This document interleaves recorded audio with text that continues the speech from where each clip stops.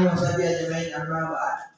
Baik Bapak Ibu, terima kasih atas kehadirannya di pagi hari ini.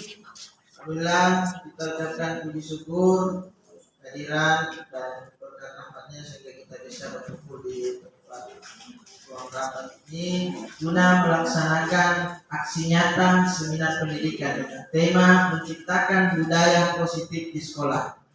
Oke, baik Bapak Ibu, untuk mengefisienkan waktu sebaik mungkin saya bisa serahkan kepada Ibu Kurikulum memberikan pengantar terkait pada para pemateri pada pagi hari ini. Yang hormat saya persilakan. Terima kasih. Assalamualaikum warahmatullahi wabarakatuh.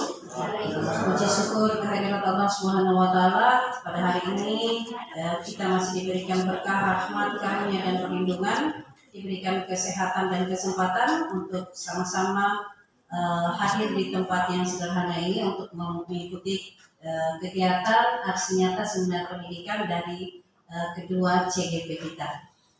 Salam dan taslim kepada Nabi Muhammad SAW atas bimbingannya, atas suri tauladannya, dan memberikan syafaat pada kita semua di kemudian hari, insya Allah. Bapak Ibu peserta kegiatan hari ini, syukur alhamdulillah bahwa di depan kita ini, utamanya di samping saya, sudah siap sedia kedua CGP kita yang merupakan CGP ke-6 dan ke-7 dari SMK Negeri 3 Makassar. Ini kegiatan adalah salah satu rangkaian kegiatan yang mesti Bapak Ibu dari CGP untuk dilalui tahap per tahapnya. Mudah-mudahan harapannya CGP kita ini dapat melalui seluruh prosesnya dan menjadi guru penggerak yang sukses dan bisa bermanfaat juga kepada khususnya di SMK Negeri 3 Makassar. Saya tidak perlu berlama-lama karena inti dari acara ini bukan difokuskan pada wakasiknya tetapi kepada CGP-nya. Mungkin itu saja, mudah-mudahan kegiatan hari ini memberikan manfaat dan memberikan berkah kepada kita semua. Wabillahi taufiq wal hidayah. Wassalamualaikum warahmatullahi wabarakatuh. Baik, terima kasih Ibu Kurikulum. Selanjutnya saya kira kita bisa serahkan kepada pemateri untuk hari ini. Kita perkenalkan bahwa ada dua pemateri untuk kita hari ini dengan tema disiplin budaya positif. Materi pertama oleh Bapak Abdul Muthalib SPD MPD, dan kedua ada Ibu Irmayasari SPD. Sekira itu saja Bapak Ibu. Saya lanjutkan kepada Bapak Abdul Muthalib memulai kegiatan seminar budaya positifnya. Dengan hormat saya persilakan.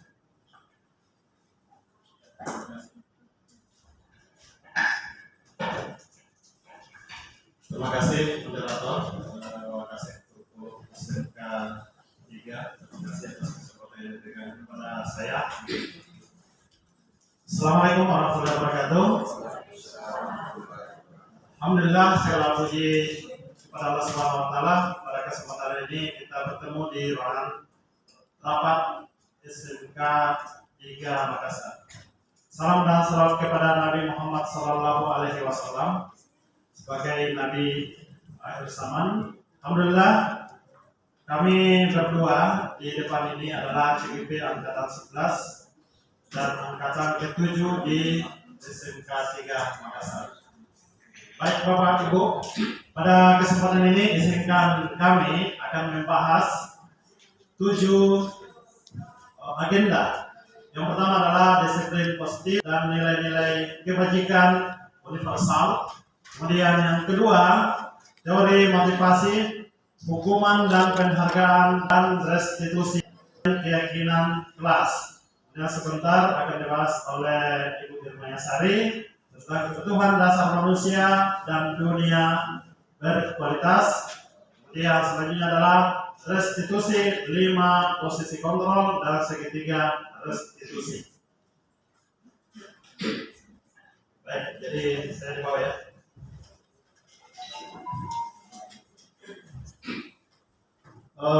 Baik.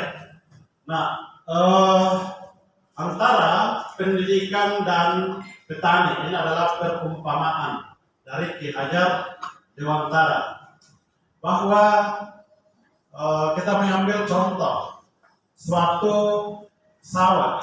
Nah, seseorang petani dengan petaninya, dengan sawahnya, dia menanam padi, dia akan merawat dengan sedemikian rupa, memelihara, memperbaiki kondisi tanah, tanaman padinya, memberikan pupuk, air, membasmi ulat-ulat, jamur dan sebagainya yang mengganggu tanaman.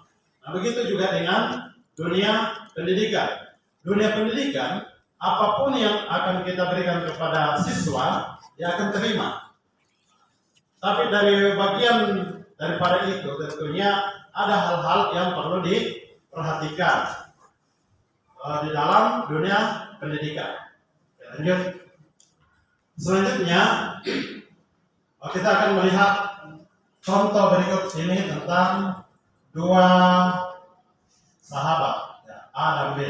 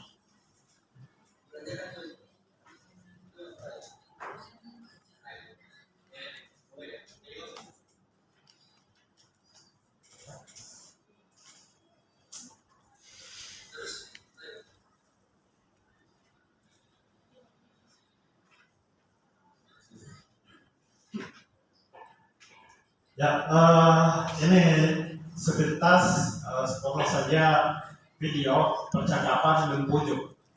Nah, apa sih hasil daripada diskusi yang tadi? Nah, di sini mereka sepakat bahwa kendali sepenuhnya ada di tangan orang yang menipal. Jadi dia menipal tangannya.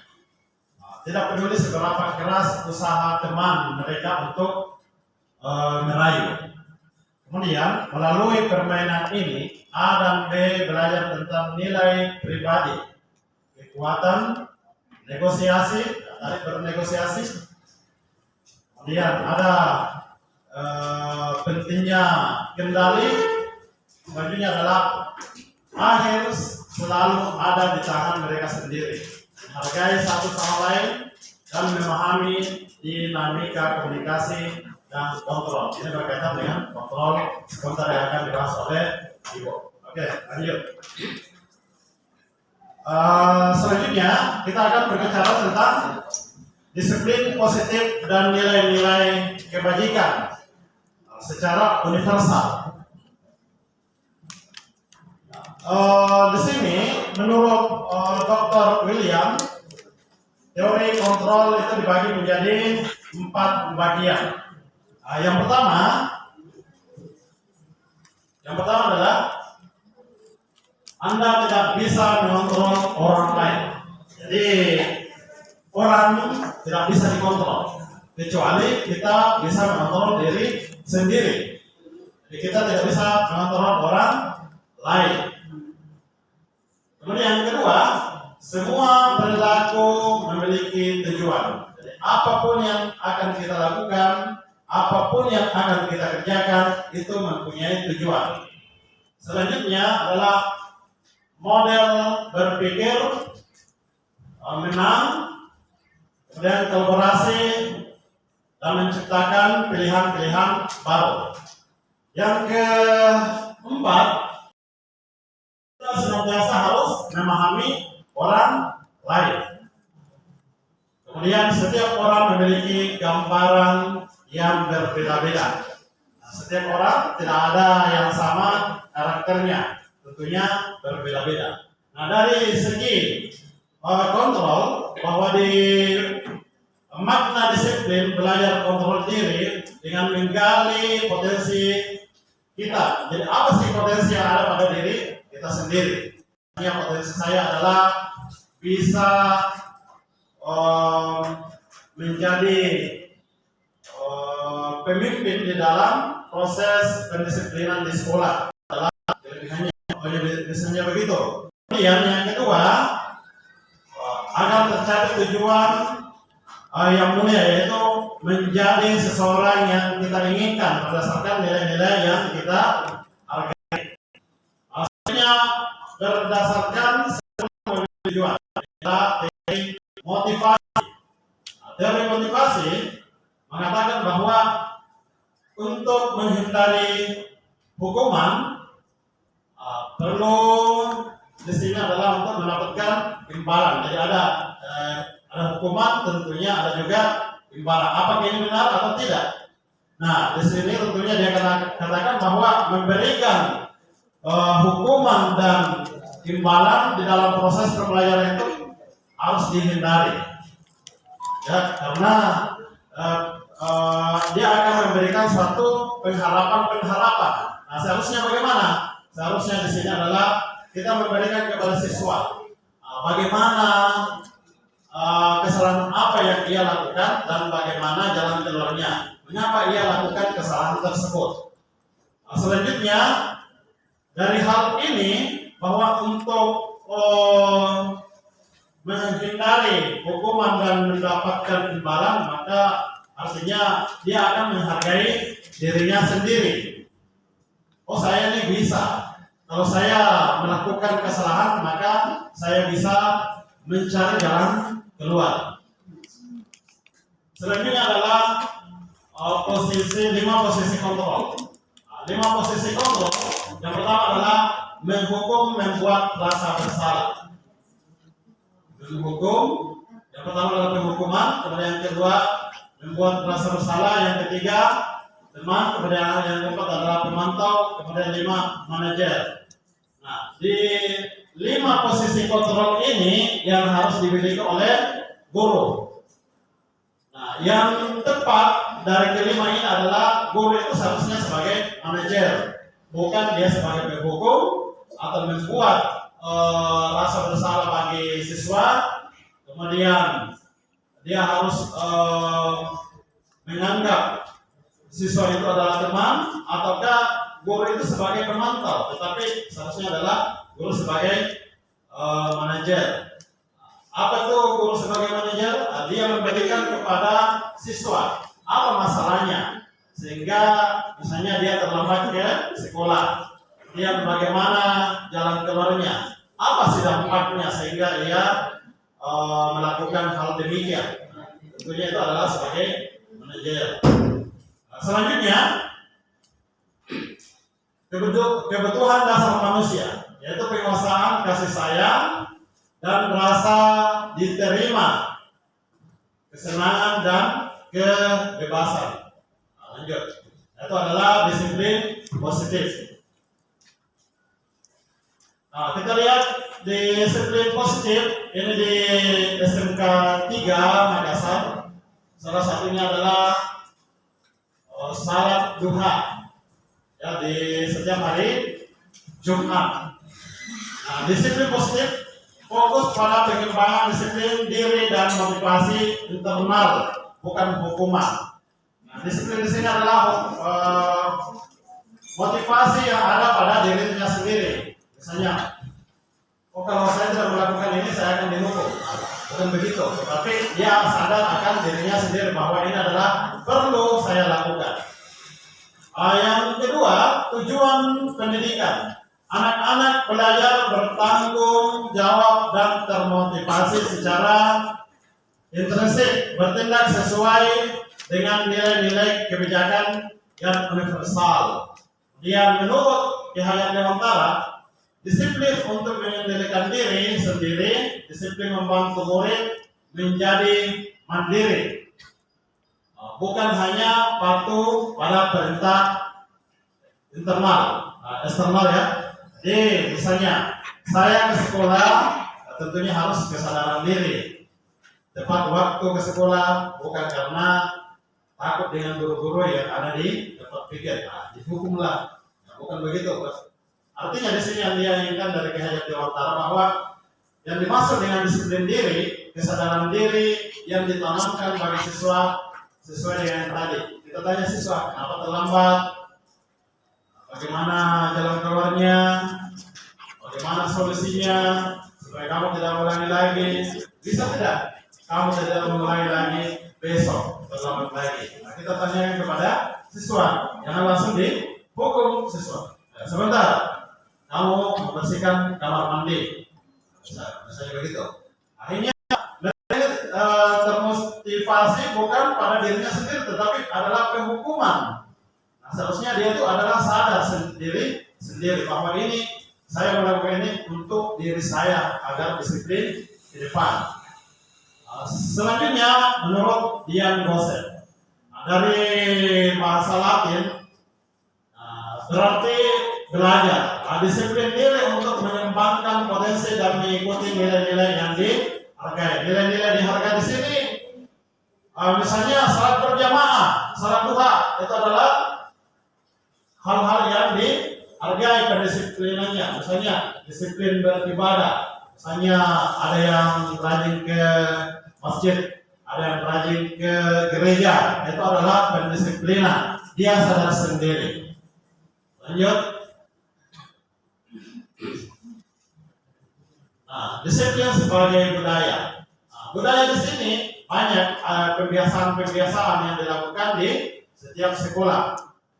Yang salah satunya adalah membersihkan. Jadi setiap pagi kita harapkan ada manual jadwal kebersihan yang ditempel di kelas. Ada di situ nama-namanya. Nah, dari kebiasaan-kebiasaan di sini, maka tertanamlah di dalam diri siswa kebiasaan-kebiasaan untuk membersihkan.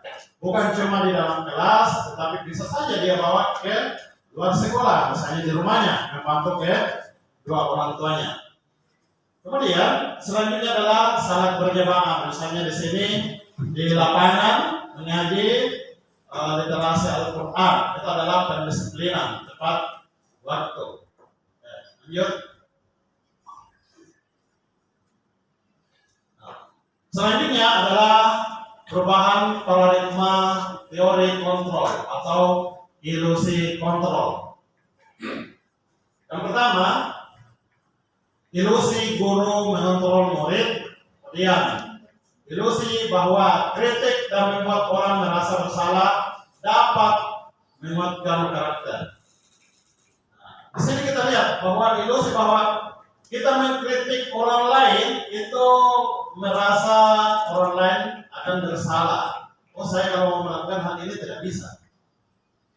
Misalnya kita memberikan kepada anak didik atau anak Anda di rumah, kita selalu kritik apa yang dia lakukan, kita selalu kritik, maka dia malah merasa bersalah. Apapun yang dia lakukan merasa bersalah. Akhirnya apa? Berputus semangat, tidak mau lagi berusaha.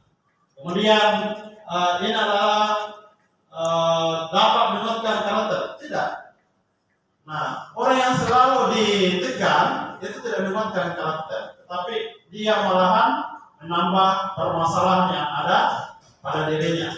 Kemudian ilusi bahwa semua penguatan positif, efektif dan bermanfaat. Tidak semuanya. Kemudian selanjutnya adalah ilusi bahwa orang dewasa memiliki hak untuk memaksa. Orang dewasa tidak berhak untuk memaksa kehendak orang lain. Lagi-lagi kita lihat bahwa ada namanya kontrol. Ya, kontrol di sini kita bisa mengontrol diri sendiri, tetapi tidak bisa mengontrol orang lain. Tidak bisa memaksakan kehendak. Misalnya, saya sebagai guru bahasa Indonesia memaksakan harus tuntas, tidak bisa. Karena kemampuan setiap siswa juga itu berbeda-beda. Kamu harus siswa itu mempunyai masalah masalah yang ada di rumahnya atau di sekolahnya. Selanjutnya, siapa sesungguhnya memiliki kontrol sosial atau teori kontrol, ilusi kontrol? Yang pertama adalah simulasi respon. Kita mencoba ini adalah perbandingan adalah ilusi respon dan teori kontrol ya. Kalau ilusi atau respon, kita mencoba mengubah orang agar berpandangan sama dengan kita. Tidak bisa. Kalau teori kontrol, dia katakan bahwa kita berusaha memahami pandangan orang lain tentang dunia. Jadi dia hanya berusaha melihat dunia itu sesuai dengan keinginannya. Kalau ilusi itu kita memaksakan. Kemudian yang kedua, perilaku buruk dilihat sebagai suatu kesalahan. Sebentar ada buruknya, kita anggap adalah kesalahan. Kalau teori kontrol, maka semua perilaku memiliki tujuan. Selanjutnya adalah yang ketiga, orang lain bisa menghargai saya. Orang lain bisa menghargai saya. Kalau teori kontrol, Anda bisa mengontrol orang lain. Anda tidak bisa ya, tidak bisa mengontrol orang lain. Kemudian yang selanjutnya adalah pemaksaan. Jadi kalau ilusi itu adalah pemaksaan. Kalau yang selanjutnya adalah kita harus bekerja sama. Misalnya, Pak, tolong bantu saya. Nah, itu adalah pemaksaan. Kalau tolong bantu saya. Tapi bagaimana kalau kita kerjasama? Kerjasama itu adalah kolaborasi. Nah, kemudian model berpikir menang atau kalah. Kemudian kalau teori kontrol adalah berpikir menang dan menang. Oke, lanjut. Selanjutnya, nilai-nilai kebajikan universal. Nilai-nilai kebajikan adalah sifat positif yang bersifat universal atau menyeluruh. Melintasi bahasa, suku bangsa, agama, dan latar belakang. Tujuan dari perilaku, setiap perilaku memiliki tujuan. Itu menurut William. Kemudian motivasi intrinsik mengatakan bahwa dengan mengingatkan nilai-nilai kebajikan, motivasi intrinsik seseorang akan terbangun, menggerakkan motivasi dari dalam untuk mencapai tujuan yang mulia. Sedangkan menurut profil pelajar Pancasila bahwa nilai-nilai kebajikan yang ingin dicapai oleh setiap anak Indonesia tercermin dalam profil pelajar Pancasila. Nah, jadi kita akan lakukan nanti dalam profil pelajar Pancasila. Selanjutnya kita akan belajar tentang profil pelajar Pancasila. Yang pertama, nilai-nilai kebajikan. Yang di sini adalah pelajar Pancasila. Yang pertama, bertakwa kepada Tuhan yang Maha Esa dan berakhlak mulia. Kemudian berbineka global. Kemudian bergotong royong, berpikir kritis, inovatif, dan bernalar kritis. Oke, lanjut. Selanjutnya, teori motivasi, hukuman dan penghargaan, dan restitusi. Nah, di sini berkaitan dengan teori motivasi. Teori motivasi, menurut Dian Gosen dalam bukunya Restructuring School This. Nah, ini agak kaku ya. Menyatakan ada 3 motivasi perilaku, motivasi pada manusia. Yang pertama, menghindari ketidaknyamanan atau hukuman. Yang kedua, untuk mendapatkan imbalan atau penghargaan dari orang lain. Kemudian yang ketiga, adalah untuk menjadi orang yang mereka inginkan dan menghargai diri sendiri dengan nilai-nilai yang mereka percaya. Lanjut. Teori motivasi perilaku manusia yang pertama, menghindari ketidaknyamanan atau hukuman. Apa yang akan terjadi apabila saya tidak melakukannya? Dan ini adalah menghindari. Ini adalah motivasi dari luar. Misalnya ada dorongan-dorongan, kalau kamu tidak lakukan, maka kamu akan disanksi. Kalau kamu tidak ikut seminar, maka tidak bisa diikuti, masukkan ke BMM. Misalnya begitu. Itu adalah motivasi eksternal. Kemudian kedua, untuk mendapatkan imbalan dari orang lain. Apa yang saya dapatkan apabila saya melakukannya? Ini adalah motivasi dari orang lain. Kemudian yang ketiga, untuk menghargai diri sendiri. Nah, ini yang terbaik. Bahwa kita melakukan segala sesuatu itu adalah atas rasa kesadaran pribadi. Saya akan menjadi orang yang seperti apa bila saya melakukannya. Itu adalah motivasi internal. Tujuan, disinilah lahir tujuan disiplin positif. Lanjut. Ya, di sini kita akan berbicara tentang hukuman. Nah, apa sih yang dimaksud dengan hukuman? Hukuman adalah tindakan yang diambil oleh guru untuk memberikan sanksi kepada murid. Jadi bukan siswa. Kalau di profil pelajar Pancasila Bapak Ibu bukan lagi siswa tetapi murid. Nah, mengapa murid? Dia katakan bahwa murid itu adalah siapapun bisa kita arahkan, siapapun bisa kita ajari. Dan tempat belajar pun bukan cuma di sekolah, tetapi walaupun di luar sekolah kita tetap bisa mengarahkan orang lain atau memberikan pengetahuan kepada orang lain. Jadi bukan siswa, tapi mengarah lain kepada murid. Jadi di sini adalah bahwa hukuman itu adalah memberikan sanksi kepada murid yang melanggar peraturan. Ini adalah definisi hukuman. Hukuman bersifat tidak terencana dan mendadak. Misalnya tiba-tiba ada yang berkelahi, sudah lari lapangan 7 keliling. Itu adalah hukuman yang mendadak. Sehingga murid tidak tahu apa yang akan terjadi. Nah, misalnya kalau kita hukum siswa lari 10 kali keliling lapangan, dampaknya bagi siswa masalah. Gitu ya. Jadi hukuman itu tidak diperbolehkan. Nah, karakteristik dari hukuman itu sifatnya satu arah dari guru kepada murid. Nah, bukan dari murid kepada guru, tapi dari guru kepada murid. Itu adalah satu arah. Kemudian tanpa melibatkan murid dalam prosesnya. Nah, hukuman dapat bersifat fisik, misalnya ditendang, dipukul, dicubit, ditaruh telinganya, itu adalah fisik. Hukuman berupa psikis. Nah, di sini misalnya dasar, misalnya itu ya, maaf, jadi dasar memang kamu begitu, itu adalah psikis.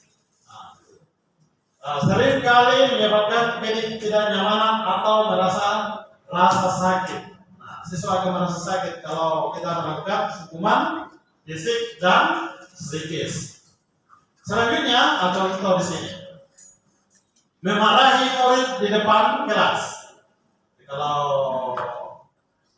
mau diarahkan siswa, jangan dimarah-marahi di depan temannya. Jadi marah-marahi di depan temannya, agak lain-lain juga dirasa. Kemudian memberikan hukuman fisik atau menghukum murid dengan pekerjaan tambahan yang tidak berhubungan dengan pelanggaran. Ya, lanjut. Next. Selanjutnya konsekuensi. Ada definisi. Katanya konsekuensi adalah tindakan yang sudah direncanakan dan disepakati oleh guru dan murid. Sebelumnya konsekuensi muncul sebagai hasil dari oleh murid. Nah, ini adalah tata tertib sekolah. Kalau saya melakukan ini, misalnya merokok, maka sanksinya masuk ke badan konseling. Kemudian karakteristik konsekuensi dirancang untuk membuat murid tidak nyaman untuk jangka waktu pendek, namun adil dalam hubungan langsung dengan pelanggaran. Murid terlibat dalam proses penyusunan konsekuensi dan memahami dampaknya. Ini bisa kita laksanakan di awal pembelajaran Bapak Ibu. Ini adalah kesepakatan kelas. Misalnya, dilarang menggunakan handphone yang tidak sesuai dengan materi yang diajarkan. Apa sanksinya? Misalnya, itu adalah kerjasama antara guru dengan siswa. Kemudian contoh, kehilangan waktu bermain karena tidak menyelesaikan tugas tepat waktu, atau harus melakukan tugas tambahan yang berkaitan dengan pelanggaran, seperti membersihkan ruang kelas setelah mengotori. Lanjut. Kita ke penghargaan. Menurut Alfikon, dalam bukunya Finance by the World, cocok? Hah? Oh, Finance by the World. Itulah bahasa Inggris. Ya. Tahun 93 menyatakan bahwa memberikan hadiah destruktifnya seharusnya sama dengan hukuman. Penggunaan hadiah atau hukuman untuk mengatur perilaku menghancurkan potensi pembelajaran.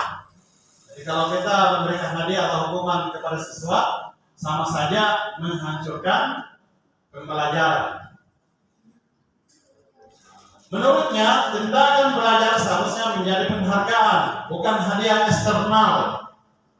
Jadi, kalau ada hukuman-hukuman atau pemberian-pemberian tugas kepada siswa, diberikanlah, oh bagus, memang dia kata-kata saja semangat kepada mereka supaya mereka termotivasi. Jangan karena di sini penghargaan, oh saya memang pintar, kalau saya melakukan ini saya akan diberikan hadiah. Nah, itu mereka berusaha melakukan itu karena ada imbalan yang ia inginkan. Nah, itu tidak boleh. Ya, lanjut. Restitusi. Definisi restitusi adalah proses menciptakan kondisi bagi murid untuk memperbaiki kesalahan mereka dengan tujuan memperkuat karakter dan mengembalikan mereka ke kelompok yang lebih baik. Kemudian karakteristik, yaitu adanya kolaborasi yang melibatkan murid dalam mencari solusi dari permasalahan. Proses ini membantu murid berpikir tentang tipe orang yang mereka inginkan. Kemudian, dan bagaimana mereka harus memperlakukan orang lain. Selanjutnya adalah contoh. Contoh adalah seorang murid yang merusak buku perpustakaan atau buku pelajaran. Harus memperbaiki atau mengganti buku tersebut serta melakukan presentasi tentang pentingnya menjaga fasilitas umum. Selanjutnya, ciri-ciri restitusi. Yang pertama, bukan untuk menebus kesalahan, namun untuk belajar dari kesalahan. Yang kedua, memperbaiki hubungan.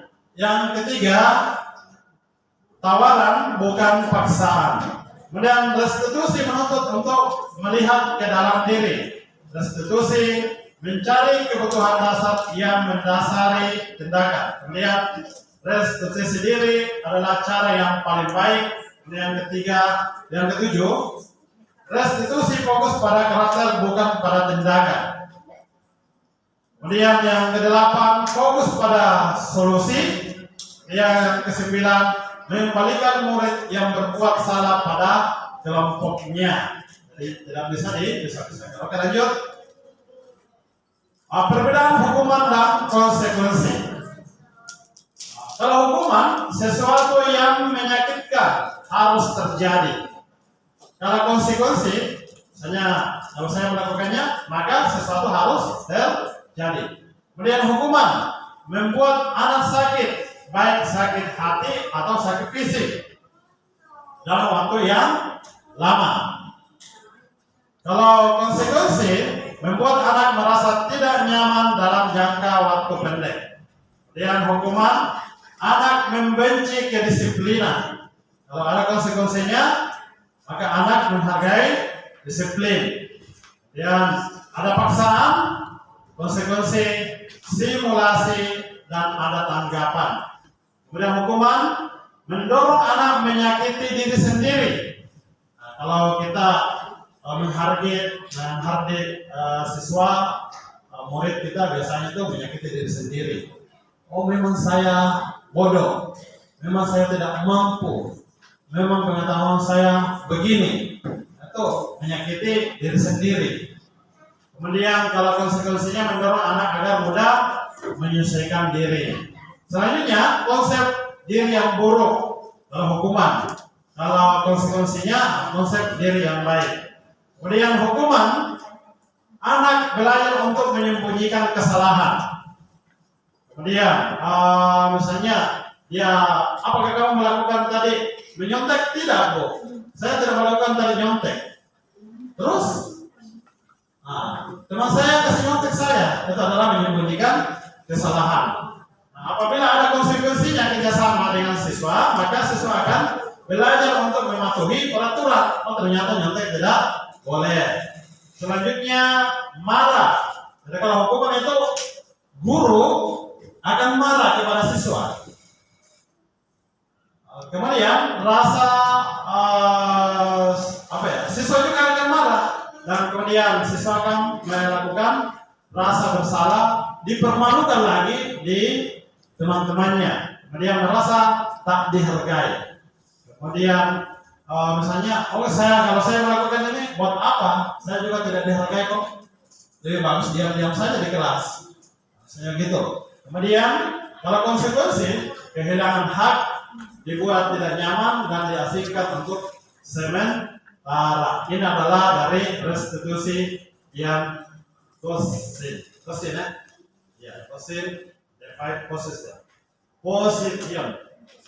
position of control. Oke, lanjut.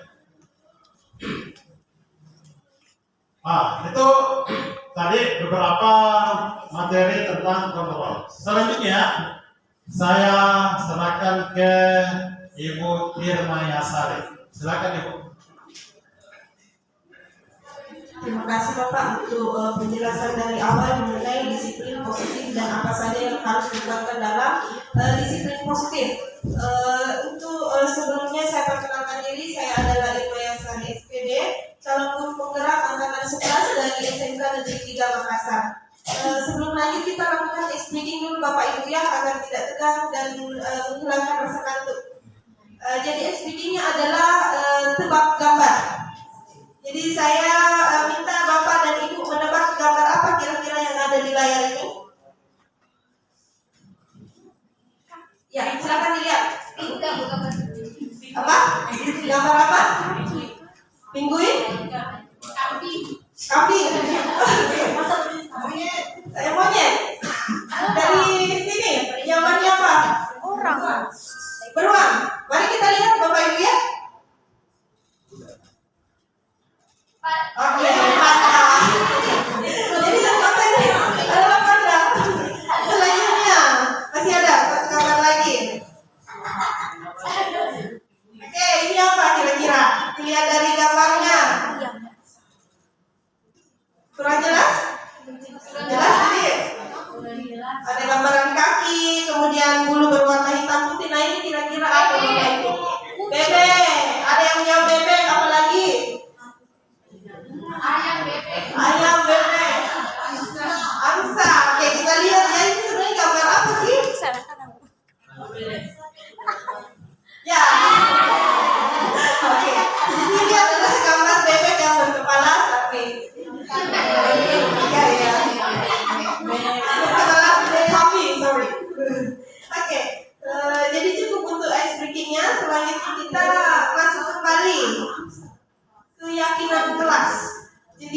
penting sekali untuk membentuk untuk berdiskusi.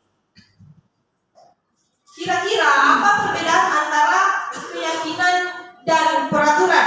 Karena ini adalah hal yang sangat mendasar untuk membentuk ananda-ananda kita semua, murid-murid kita yakin apa yang ingin dilakukan. Jadi apa perbedaan antara keyakinan dan peraturan? Ada satu dua orang yang bisa memberikan jawaban?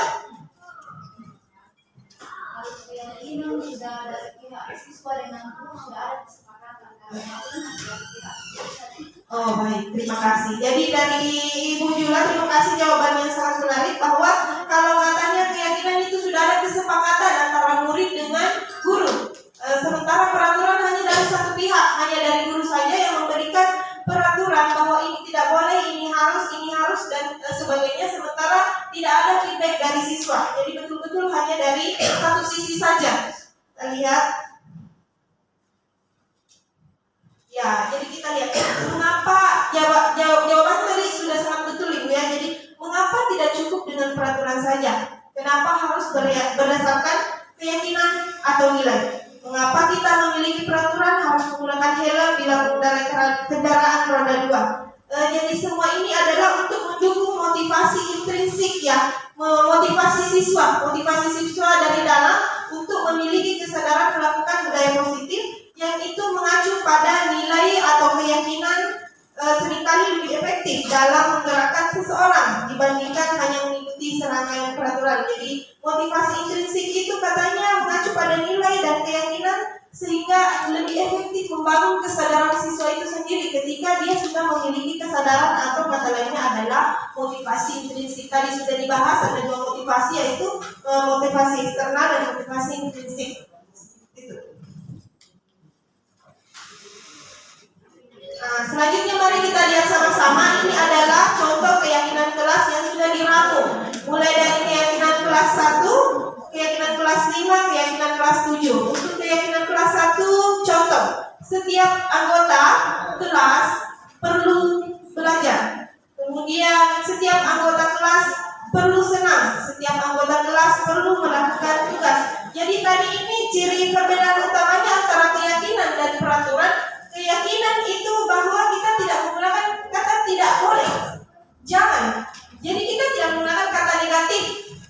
Kita menggunakan kata-kata yang positif yang mengandung motivasi intrinsik sehingga setiap siswa sadar, setiap anggota perlu belajar, setiap anggota kelas perlu senang. Jadi itu datang dari dalam, bukan tadi kamu harus senang. Tidak boleh tidak senang, tidak boleh main HP, tidak boleh begini, tidak boleh begitu dan sebagainya. Kita ganti redaksi kata-katanya ketika kita merumuskan keyakinan kelas.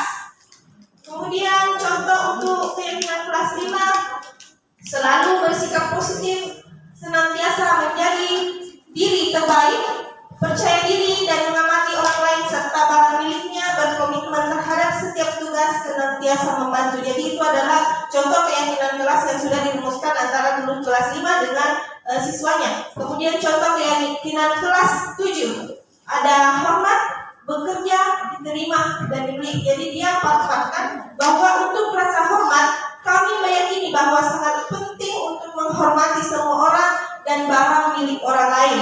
Selanjutnya, dalam hal bekerja, kami meyakini bahwa sangat penting untuk mengerjakan segala pekerjaan atau mengikuti kegiatan yang telah ditugaskan. Jadi itu munculnya dari dalam, dari kata-kata saja, rangkum kata-kata saja itu sudah memunculkan motivasi intrinsik siswa. Kemudian diterima dan dimiliki. Kami meyakini bahwa sangat penting untuk merasa diterima pada satu kelompok dan saling peduli satu dengan yang lain. Jadi saya harapkan dari contoh keyakinan kelas yang sudah saya tampilkan bisa menjadi contoh untuk kita semua nantinya untuk meramu keyakinan kelas dengan siswa-siswa kita. Terutamanya sebelum kita memulai pelajaran atau awal-awal pertemuan, perlu itu dibuat keyakinan kelas dulu. Jadi jangan hanya satu pihak, jangan hanya peraturan kita atau sendiri yang paling merasa benar, tapi buatlah kesepakatan dengan siswa. Tanyakan terhadap murid bahwa apa yang kamu yakini, apa kira-kira yang harus kita lakukan.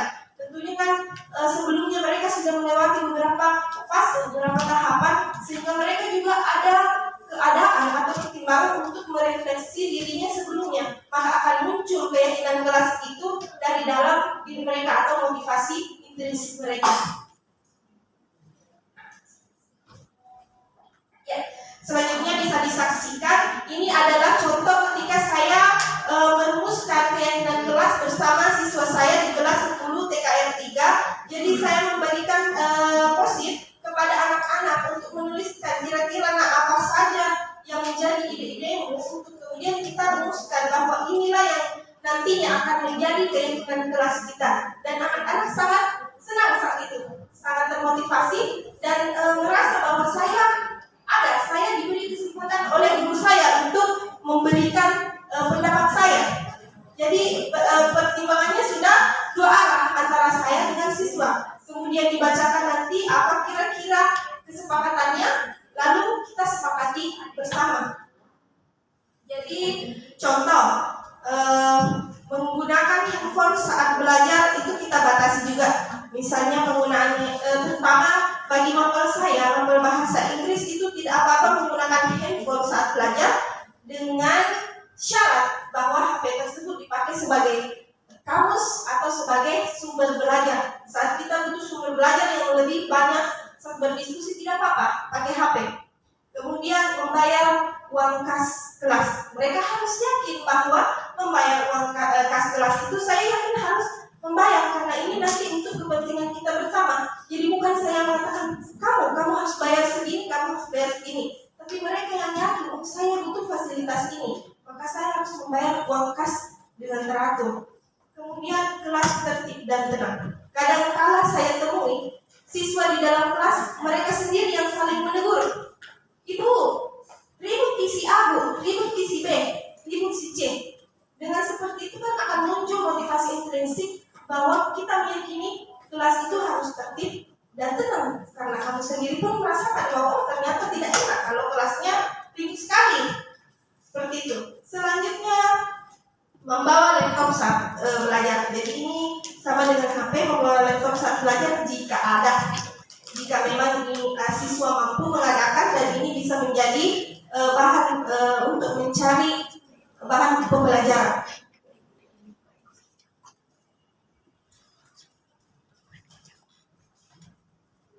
Nah, selanjutnya untuk dapat memperdalam tentang nilai-nilai keyakinan kelas yang telah disepakati bersama, guru dan murid dapat membuat tabel T untuk setiap nilai-nilai kelas guna memperjelas hal-hal yang tampak dan tidak tampak dalam pelaksanaan keyakinan kelas. Jadi ada dua macam tabel ya, tabel T dengan tabel Y.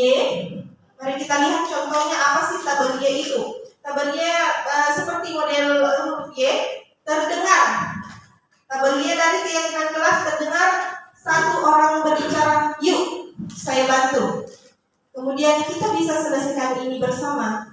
Kemudian terima kasih, tolong ya, permisi, boleh saya pinjam, nanti akan segera saya kembalikan. Jadi dipeta-petakan yang terlihat itu seperti apa. Kemudian terlihat berempati terhadap perasaan orang lain, memegang barang milik orang lain hanya dengan isinya, mendengarkan dengan saksama, senantiasa berbuat baik dan berbagi. Kemudian untuk perilaku itu tersenyum ramah, memberikan salam hormat, berjabat tangan, meletakkan tangan di dada, saling memberikan ruang bekerja, postur tubuh yang tenang. Jadi ini adalah tabel Y, dimulai dengan terdengar seperti apakah kata-kata itu sehingga menguatkan keyakinan kelas. Kemudian terlihat seperti apa, kemudian berperilaku seperti apa dalam keyakinan kelas. Selanjutnya tabel T dari keyakinan kelas. Jadi tabel pertama adalah hormat, tampak seperti dan tidak tampak seperti. Nah, sikap hormat itu tampak seperti contoh dilarang tepat waktu, tidak tampak seperti sering datang terlambat, seperti itu. Jadi yang menjadi keyakinan kelasnya itu tidak tampak seperti sering datang terlambat karena kita mempositifkan kata-katanya. Kemudian menyapa teman dan guru setiap hari, tidak tampak seperti tak acuh kepada teman dan guru. Selanjutnya, mengembalikan barang teman yang telah dipinjam dan mengucapkan terima kasih tidak tampak seperti tidak mengembalikan barang sembarangan. Selanjutnya, pada aspek bekerja, tabel T adalah tampak seperti tekun bekerja dan menyimak guru, tidak tampak seperti tidak mendengarkan guru, acuh tak acuh, dan sebagainya. Saya lanjut ke rasa diterima dan dimiliki. Tampak seperti melibatkan semua anggota kelompok, kemudian tidak tampak seperti mengucilkan salah satu teman kita.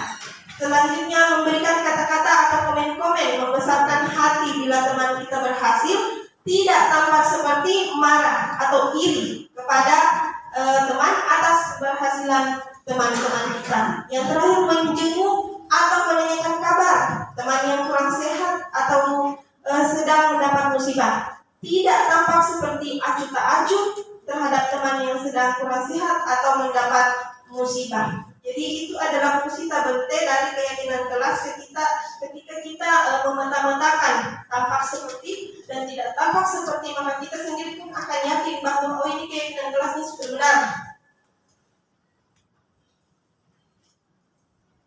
Selanjutnya, kebutuhan dasar manusia dan dunia berkualitas. Jadi apa saja sih kebutuhan dasar kita baik terhadap murid atau diri kita sendiri? Selanjutnya, sebelum ini saya ingin meminta Bapak Ibu untuk menebak. Jadi saya bacakan kebutuhan apa yang sedang berusaha dipenuhi oleh anak-anak ini. Ada satu kasus. Bimo, seorang anak TKB, selalu berlari keluar kelas menuju jalan raya. Di depan sekolahnya yang ramai dengan kendaraan. Tingkahnya membuat guru Bu Ani bingung dan seringkali lari mengejarnya. Ada beberapa kemungkinan jawaban yang diberikan Bimo. Silahkan identifikasi kebutuhan apa kira-kira yang sedang ingin dipenuhi oleh Bimo. Jika respon Bimo seperti di kolom sebelah di bawah ini. Jadi ada 3 jawaban. Silahkan diidentifikasi kira-kira kebutuhan apa yang berusaha dipenuhi dengan jawaban-jawaban itu. Yang pertama, aku senang main kejar-kejaran dengan ibu guru, seru. Kira-kira kebutuhan apa yang sedang ingin dipenuhi? Apakah kebutuhan Bimo akan kekuasaan, kebebasan, kesenangan, atau cinta dan kasih sayang? Kemudian, aku hebat kan? Bisa bikin ibu guru kejar aku. Apakah dia sedang berusaha memenuhi kebutuhan kekuasaannya kah? Kebebasan, kesenangan, cinta dan kasih sayang. Kemudian, aku bosan belajar, mewarnai terus di dalam kelas. Kira-kira dia sedang berusaha memenuhi kebutuhan apanya? Apakah kekuasaannya, kebebasannya, kesenangan, atau cinta dan kasih sayang? Silahkan dijawab Bapak Ibu. Kira-kira aku senang main kejar-kejaran dengan ibu guru, seru. Itu kebutuhan apa yang berusaha dia sedang penuhi? Kesenangan. Oke, kita kunci jawaban pertama, kesenangan. Yang kedua, aku hebat kan? Bisa bikin ibu guru kejar aku? Kekuasaan. Yang ketiga, aku bosan belajar, mewarnai terus di dalam kelas. Kebebasan. Mari kita lihat jawabannya. Betul ya? Ya, sudah betul. Berarti kita sebagai seorang pendidik tentu sudah ada bayangan lah anak-anak saya ini sedang memenuhi kebutuhan dasar apanya saat mereka mengucapkan suatu kalimat atau dalam kondisi tertentu. Anak-anak saya ini kebutuhan apa aja yang sedang mereka berusaha untuk penuhi? Ya, aku tahu. Dan ini betul-betul adalah tugas yang berat bagi kita seorang guru, karena kita harus memahami kebutuhan apa saja. Baru kita menyesuaikan dengan kondisi di lapangan. Dia sedang membutuhkan apa ini? Mari kita lihat. Jadi ada 5 kebutuhan dasar manusia. Yang pertama, kebutuhan untuk bertahan hidup atau survival. Kira-kira Bapak Ibu tahu apa ini kebutuhan untuk bertahan hidup? Termasuk makan, minum, kemudian ya bertahan hidup juga termasuk ya, masuk dalam survival. Karena kita sebagai manusia akan merasa survive ketika kita memiliki keluarga. Seperti itu. Selanjutnya, kasih sayang dan rasa diterima. Semua mau, semua ingin, semua orang ingin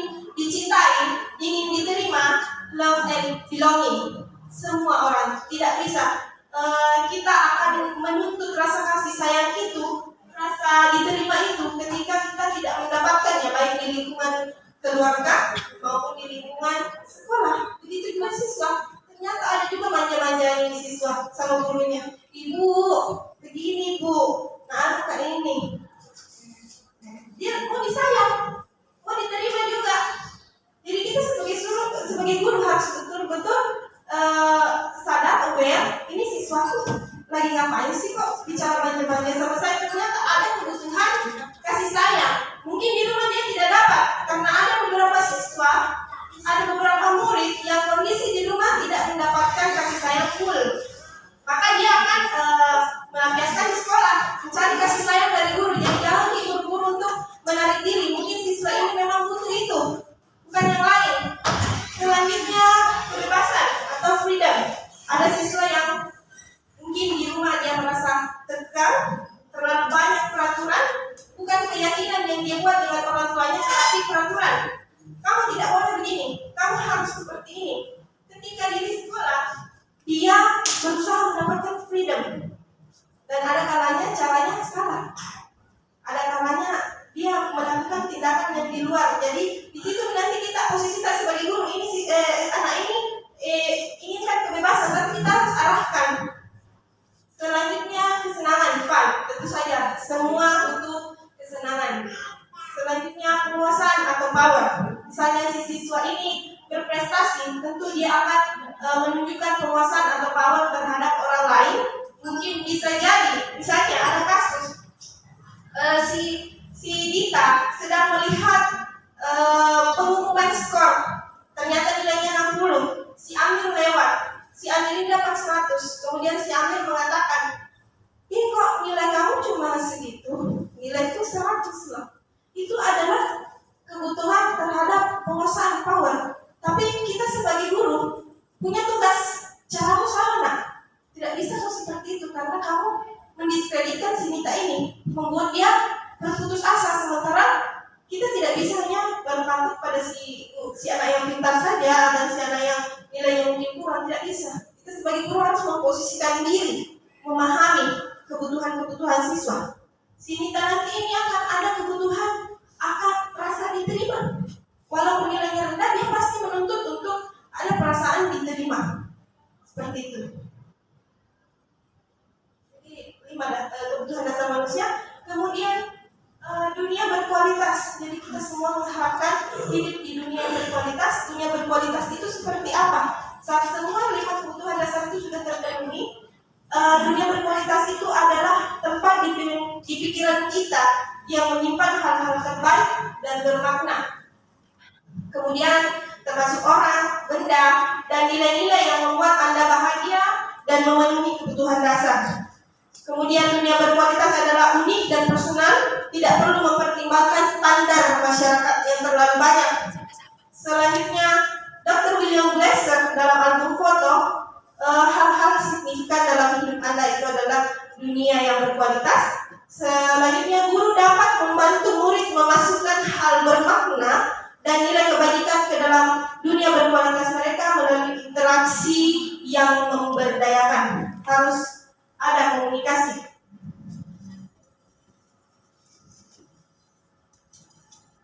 Selanjutnya kita masuk kepada restitusi. Jadi restitusi 5 posisi kontrol tadi sudah disinggung ya Pak Tarif sedikit mengenai restitusi adalah proses kita memperbaiki murid agar dia bisa kembali ke kelompoknya, ke dalam kelompoknya dengan perasaan yang baik, tidak menghakimi. Selanjutnya restitusi 5 posisi kontrol, teori motivasi, kemudian ada motivasi eksternal dan motivasi intrinsik. Jadi motivasi eksternal itu ada identitas gagal, kemudian ada juga identitas berhasil atau sukses. Kemudian motivasi intrinsik itu adalah motivasi identitas berhasil dan sukses. Kemudian apa saja yang masuk dalam motivasi eksternal, yaitu perilaku kontrol negatif dan perilaku kontrol positif. Kemudian motivasi intrinsik, kontrol diri. Mari kita lihat. Yang pertama adalah penghukum, yang kedua membuat merasa bersalah, kemudian teman. kemudian pemantau, dan manajer. Ternyata posisi kita sebagai guru, kita bisa menempatkan diri sebagai saya menghukum si B pakai sepatu putih, saya menghukum lepas sepatu putih, itu adalah posisi penghukum. Ada juga posisi membuat rasa bersalah. Kamu kok begitu sih? Nanti ibu ditegur loh sama kepala sekolah. Lagi-lagi kamu terlambat. Lagi-lagi kamu terlambat. Nanti ibu yang ditegur sama kepala sekolah. Nah, itu adalah posisi membuat rasa bersalah. Guru mengeluarkan ucapan-ucapan yang membuat si muridnya merasa bersalah, dan itu masuk dalam perilaku kontrol yang negatif. Jadi sebaiknya jangan dilakukan, meskipun ada kalanya penghukum itu mempan. Contoh di sekolah kita ini, kalau kita terlalu menye-menye, kadang siswa tidak mendengar. Di situ berlaku posisi penghukum, tapi bukan itu yang paling terbaik, bukan yang terbaik. Selanjutnya, posisi kita sebagai teman. Jadi bahasanya harus terhadap siswa kita. Jadi kita posisikan diri sebagai teman, tapi itu juga tidak bagus, karena kadang siswa out of control. Dia tidak bisa memposisikan diri bahwa dia sebagai murid. Kita bukan teman yang sesungguhnya. Selanjutnya, posisi pemantau. Jadi kita bisa memposisikan diri sebagai pemantau. Dan yang terakhir adalah posisi manajer. Jadi posisi teman dan pemantau itu perilaku kontrol yang sudah boleh dikatakan positif. Kemudian kontrol diri itu adalah manajer. Jadi yang puncaknya adalah manajer. Kita harus memposisikan diri sebagai manajer. Meskipun kelima kontrol ini kadang, posisi kontrol ini kadang kita lakukan. Selanjutnya, pada posisi penghukum, guru, apa yang guru perbuat dan apa yang guru katakan, kemudian apa hasilnya. Saat menghukum, guru menghati, menunjuk, menyakiti, menyindir. Kadang kita sebagai seorang guru lepas kendali, tidak sadar bahwa ternyata apa yang kita lakukan adalah sebagai penghukum dan menyakiti secara fisik maupun psikis anak didik kita. Itu yang guru perbuat. Kemudian apa yang biasa katakan, kalau kamu tidak melakukannya, saya akan cubit, pukul, tendang. Itu semua adalah penghukum yang saya kira negatif sesuai dengan pola-polanya. Kemudian hasilnya apa? Hasilnya ternyata siswa jadi pemberontak, pendendam. Bukannya dia merasa salah, tetapi saat kita lakukan treatment yang salah, menghukum, siswanya jadi pemberontak, mendendam. Tidak ke surga saya ibu ini, begini sekali. Lalu dia masuk di kelasnya, sudah gak kasih begini. Dan itu tertanam loh sampai kapanpun. Walau dia sudah berhenti dari sini, itu akan tertanam sampai dimanapun, sampai dia dewasa, dia akan ingat. Si ibu yang ini dulu memperlakukan saya seperti ini, mengata-ngatai saya, kasar terhadap saya. Kemudian ada lagi membuat orang merasa bersalah. Guru berceramah menunjukkan kekecewaan yang mendalam, sama yang seperti tadi saya singgung. Kamu kok begitu sih, terlambat lagi anak. Saya nanti yang dimarahi kepada sekolah, saya nanti kena tegur. Dengan begitu siswa merasa nanti ibu guruku ditegur sama kepala sekolah, salahku itu merasa bersalah. Jangan seperti itu. Kamu sudah mengecewakan bapak dan ibu, itu contoh. Terus hasilnya apa? Siswa akan menyangkal, berbohong, menyembunyikan kesalahan-kesalahannya, karena dia takut disalahkan. Selanjutnya, posisi sebagai teman, guru membuatkan alasan-alasan untuk muridnya. Ada kalanya boleh seperti ini. Kemudian guru berkata, lakukan untuk bapak ya. Jangan terlambat lagi ya demi saya ya. Itu teman. Nak, terlambat lagi. Besok jangan kita terlambat nak demi saya. Itu adalah posisi teman, boleh. Ada kalanya boleh, tapi ya situasi. Ini anak seperti apa yang sedang saya hadapi. Kalau bapak sekali baru dikatakan seperti itu dan cocok. Selanjutnya anaknya jadi ketergantungan, makanya tidak bagus. Begini, misalnya Anda tidak ada, dia terlambat lagi. Guru Pak siapa misalnya yang ada di situ itu tidak ada, itu tergantungan terhadap Anda. Dia akan apa istilahnya ini, tidak menghargai guru yang ada di sini. Karena cara kita sih, karena kita yang berkesan, orang lain tidak. Selanjutnya pemantau.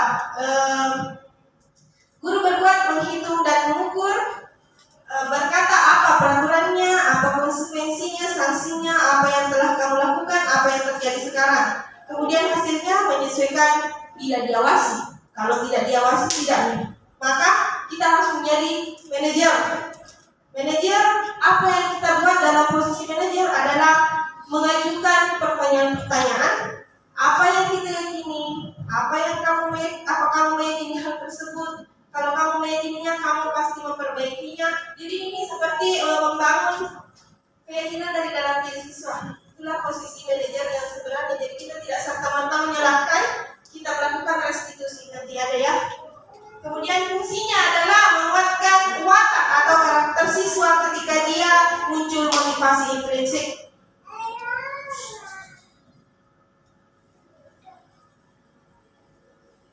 Nah, ini adalah dari motivasi untuk siswa. Jadi ketika kita menjadi penghukum, murid akan berkata saya tidak peduli. Hasilnya adalah murid meletakkan guru di luar dunia berkualitasnya dia. Kita tidak masuk dalam pikiran dunia berkualitasnya. Dia membenci kita, dendami. Saya tidak cocok tadi sebagai penghukum. Selanjutnya guru membuat merasa bersalah. Maafkan saya. Hasilnya murid meletakkan guru di dalam dunia berkualitas, tapi siswa merasa rendah diri, merasa gagal dan tidak berharga. Selanjutnya adalah teman. Saya pikir Bapak Ibu teman saya itu yang dari pikiran dia. Ketika tadi kita dekat-dekat sekali ini anak, maksudnya terlalu dia di pikirannya adalah guru ini temanku. Seperti itu.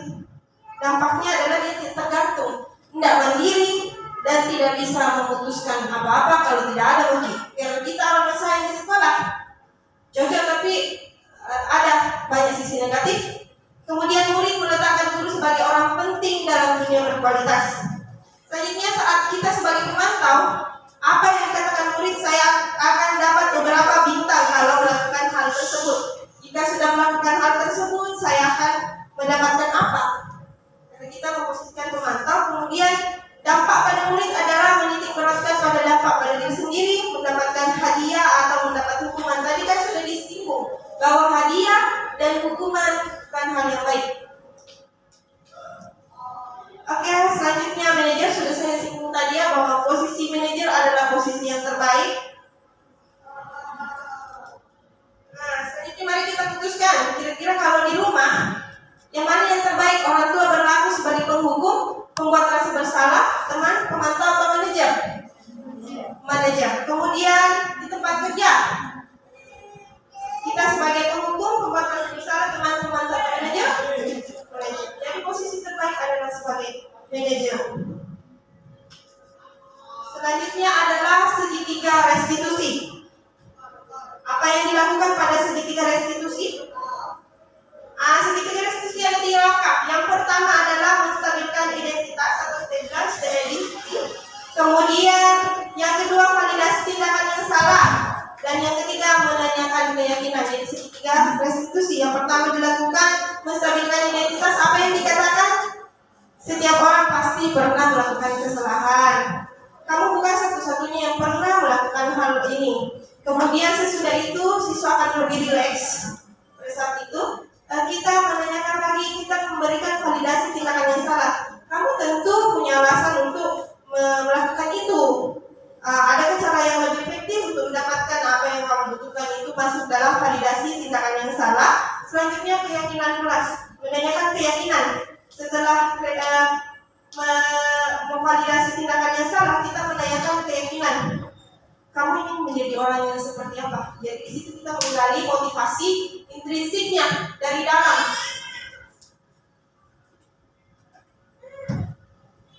Jadi ini adalah contoh video ketika saya melakukan restitusi terhadap siswa Muhammad Khairul ini. Dia membawa HP ke dalam kelasnya dan berujung diambil ibu ya HP-nya oleh Ibu Nur Faiti pada saat itu. Jadi saya melakukan restitusi setelahnya ibu. Tidak serta-merta saya langsung mengatakan menjudge kamu salah. Saya menstabilkan dulu identitasnya, kemudian memvalidasi tindakan yang salah, kemudian berujung pada menanyakan kepada dia, kira-kira kamu mau bagaimana? Kira-kira apa nak yang sudah kamu perbuat ini? Keyakinan apa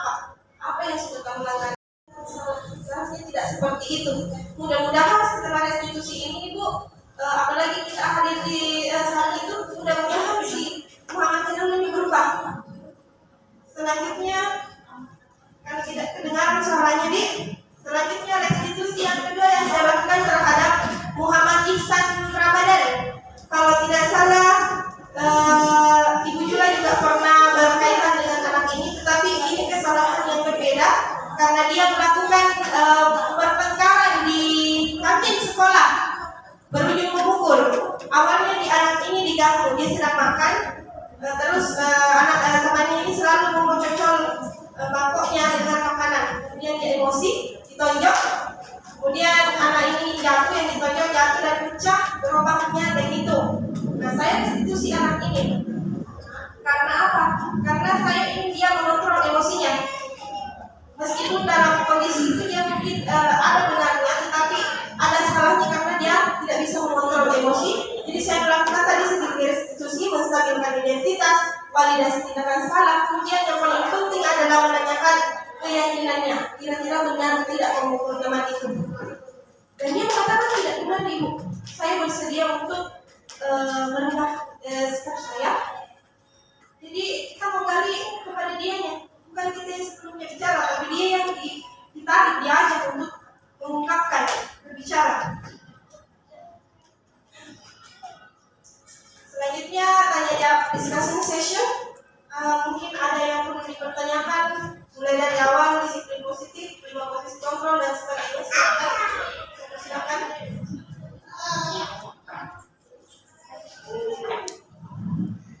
Mungkin Bapak bisa mengambil alih atau kita punya pertanyaan? Silakan. Ya, silakan Bapak. Terima kasih. Assalamualaikum warahmatullahi wabarakatuh. Alhamdulillah, ini dan juga dari hasil materi sangat luar biasa. Saya kira banyak yang terkait kontrol dan passing, punishment dan reward semua sudah terbahas sejak tadi. Dan ada mengenai tentang terkait budaya sehari, ada keyakinan kelas, peraturan, kebutuhan dasar manusia. Baik, Ibu pertama, saya ingin bertanya Pak, di mana di uraikan dari Bapak, kita orang tidak dapat memaksa seseorang untuk mengontrol. Yang pada dasarnya seperti itu, karena ketika seseorang itu memiliki egosentrisnya, akan susah untuk mengontrol. Namun kenyataannya kita berada di dalam ranah dunia yang berada dalam peraturan dan ada norma yang mengatur kita. Jadi pada intinya seseorang itu tidak memang dasar kontrol, tapi dapat dikendalikan. Ya, apa maksud daripada seseorang tidak dapat dikontrol? Padahal kita ini diatur dalam undang-undang, ada norma begitu. Jadi manusia itu tidak punya kebebasan, hak dan kewajiban itu harus sejalan dan seiring. Sekira pertanyaan saya. Kemudian itu Ibu Irmaya Sari terkait kebutuhan dasar manusia. Secara dasar bahwa Maslow mengatakan bahwa 5 dasar kebutuhan manusia itu pikiran dasar dan Maslow. Bagi saya, kebutuhan manusia itu tergantung keindividuannya. Banyak pemahaman dan filosofi bahwa tidak semua orang mengatakan bahwa kebutuhan contoh fisiologis dan mengatakan setiap orang butuh saya. Memang tidak ada seperti itu. Ada juga orang yang mengatakan bahwa saya berpikir kalau menggunakan teori Timur Tengah, Rawi dan Musa itu tidak pernah beramal. Kita dan pengetahuan itu selalu berlaku. Jika dasar manusia itu bisa digambarkan secara umum. Kebetulan saya sudah ditemui, hanya bagaimana saya merasa bersyukur.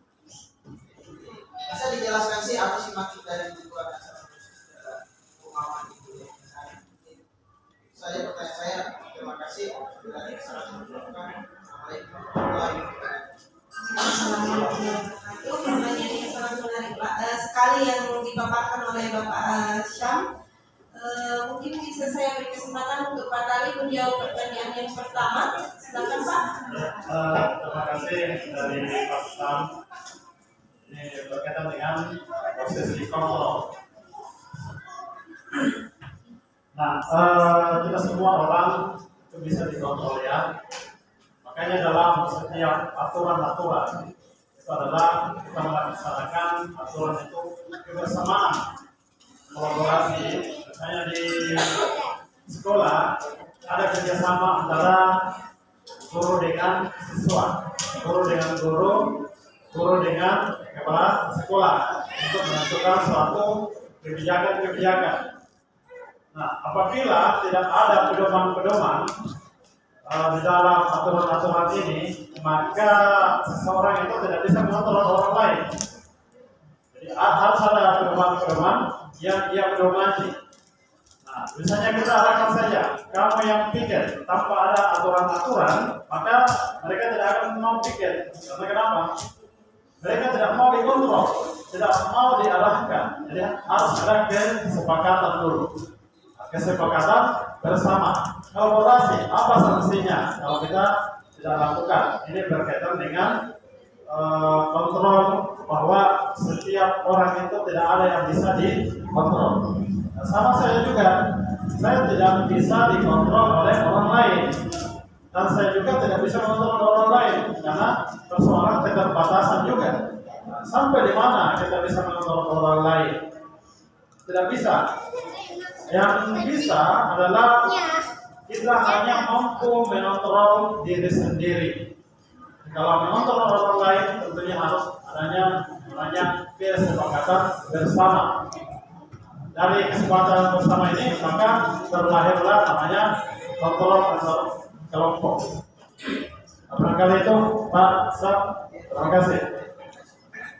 Demikian tadi jawaban dari Pak Talib. Jadi saya menambahkan bahwa kita tidak bisa mengontrol keputusan orang lain dan bisa memberi informasi pada orang lain, dan outputnya nanti bagaimana dia bertindak ya tergantung dari kesadarannya dia mau seperti apa. Bicara soal peraturan, kita semua kan mempunyai kesadaran diri masing-masing. Oh, saya melakukan hal ini, maka ini konsekuensi yang akan saya dapat ketika tidak mematuhi peraturan.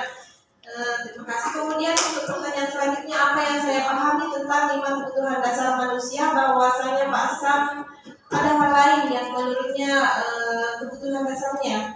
Untuk bagi saya sudah sepakat dengan 5 kebutuhan dasar manusia ini, bahwa kebutuhan kita akan untuk bertahan hidup atau survival tadi sudah saya jelaskan, bahwa makan, minum, berkembang biak, berinteraksi dengan orang lain itu sudah masuk dalam kebutuhan untuk bertahan hidup.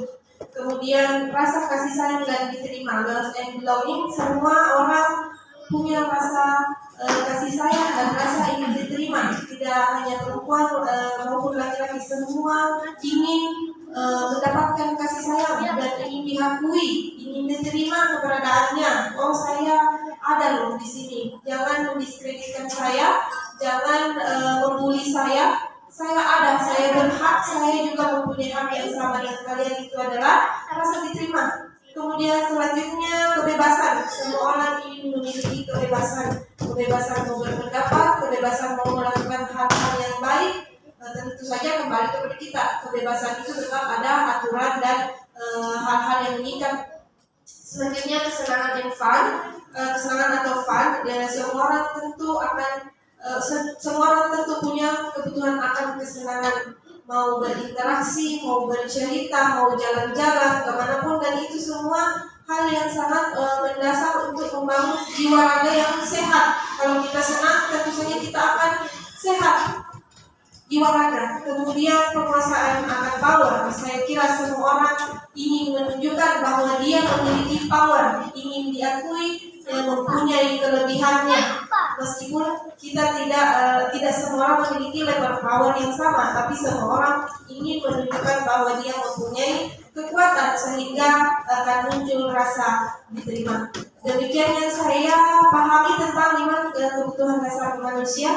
Pak, mungkin ada lagi tambahan atau terhadap teman-teman, saya persilakan. Baik, jika sudah tidak ada, saya kira demikian mengenai budaya positif. Semoga kita semua menjadi guru, rekan-rekan yang bisa memberikan budaya positif, melanjutkan budaya positif di sekolah, sehingga tercipta lingkungan sekolah yang aman dan sangat baik terhadap siswa-siswa kita, dan murid menjadi siswa yang memiliki karakter profil pelajar Pancasila. Terima kasih untuk perhatiannya. Saya ucapkan Assalamualaikum warahmatullahi wabarakatuh.